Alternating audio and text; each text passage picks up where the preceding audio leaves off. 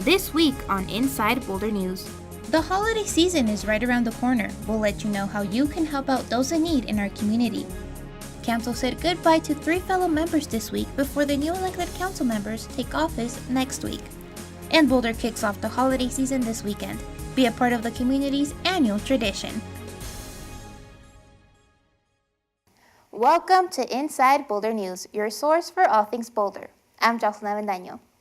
The current City Council held its final council meeting Tuesday before the newly elected council members take office on November 21st. Incumbents who will not be returning next year include longtime member Matt Applebaum, Andrew Shoemaker, and Jan Burton, all of whom received proclamations for their service at this week's meeting. This is bittersweet, saying goodbye to people that we've spent many hours with over the last few years. The first to receive a proclamation for her service was Jan Burton, who was elected to serve council in 2015. She has introduced a unique and important perspective to city efforts to further economic vitality interests and maintain fiscal responsibility. Burton was also a member of several committees, including the Boards and Commissions Committee. I worked as hard as I could the last 2 years. It is not an easy job, but it's been an honor to represent both the city as well as our citizens. So thank you very much, and thank you for this. Andrew Shoemaker is also among those leaving council and was elected in 2013. We all recognize, appreciate, and honor the service on City Council and the many significant contributions to the city and community made by you, Andrew. It's been a pleasure working with all of you. I consider all of you some of my closest friends, and it's just been a wonderful experience. Last but not least, Councilmember Matt Applebaum received his proclamation for serving more than 16 years on City Council and as the city's mayor during his tenure. Matt's 18 years of dedicated service on council, as well as his willingness during that time to take on hundreds of related council assignments, epitomizes the finest qualities expected of a public servant.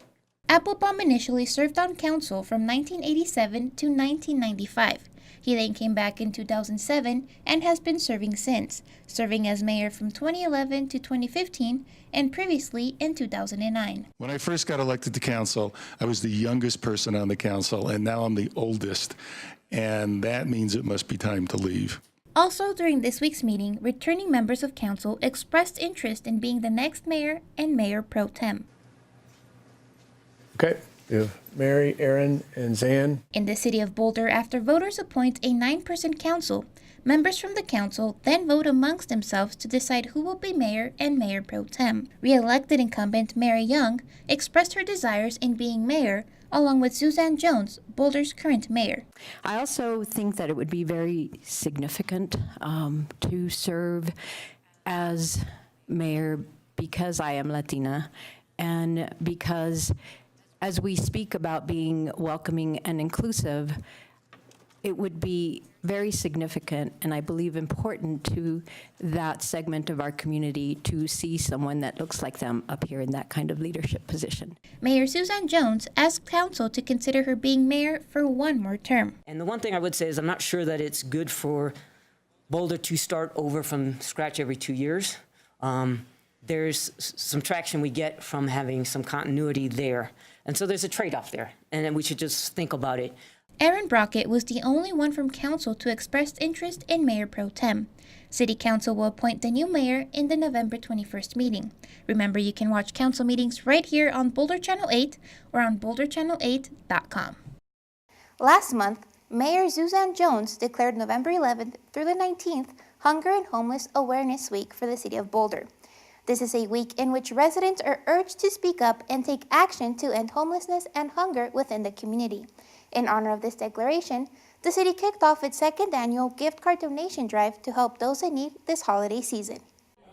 The holidays are a wonderful yet stressful time for families, especially for low-income families in the community who may not have the resources to provide gifts for their children or even a warm meal.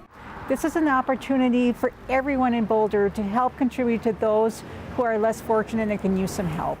From now until December 10th, community members can help homeless, hungry families, and others in need by donating any amount gift cards to participating Boulder locations. Gift cards for local grocers, supermarkets, and variety stores are preferred, and no amount is too small. We have drop-off locations for gift cards at 11 city locations around the city, and we are providing gift cards to people, to nonprofit agencies who could use the help. One of the 6 recipient agencies is the Emergency Family Assistance Association. EFA is Boulder's community-based safety net and family resource center. We provide basic needs support and housing for homeless families, and really are there to help people stabilize and thrive. The Emergency Family Assistance Association serves about 8,000 people a year and about 2,000 families. Van Donlet says families in EFA really benefited from last year's gift card drive and hopes this year will do the same. The gift card program helps our families really have a wonderful holiday. I think it's also important that they allow the parents to choose gifts for their kids. That really empowers them. They know what their kids want, and they can use those gift cards to really tailor it to their own family. For a full list of gift card recipient agencies and a list of locations you can drop off your gift cards, please visit bouldercolorado.gov/giving.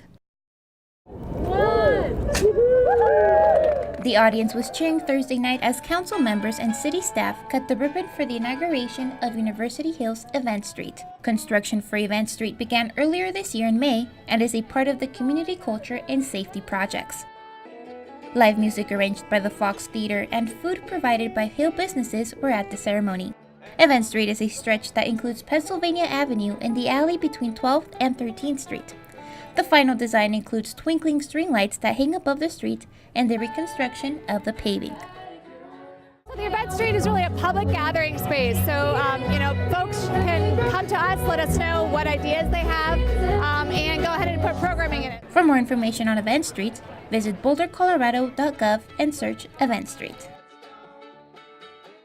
Boulder is kicking off the holiday season this weekend just in time for Thanksgiving. Bundle up and head on out to Boulder Civic Area for the city's annual Snow Much Fun event. On Sunday, November 19th, more than 225,000 LED lights will illuminate the civic area for the holiday season. The park's lights will be twinkling daily from 4:30 to 11 p.m. now until February. Once done enjoying the civic area's lights on Sunday, head on out to downtown Boulder and watch Pro Street switch on the holidays.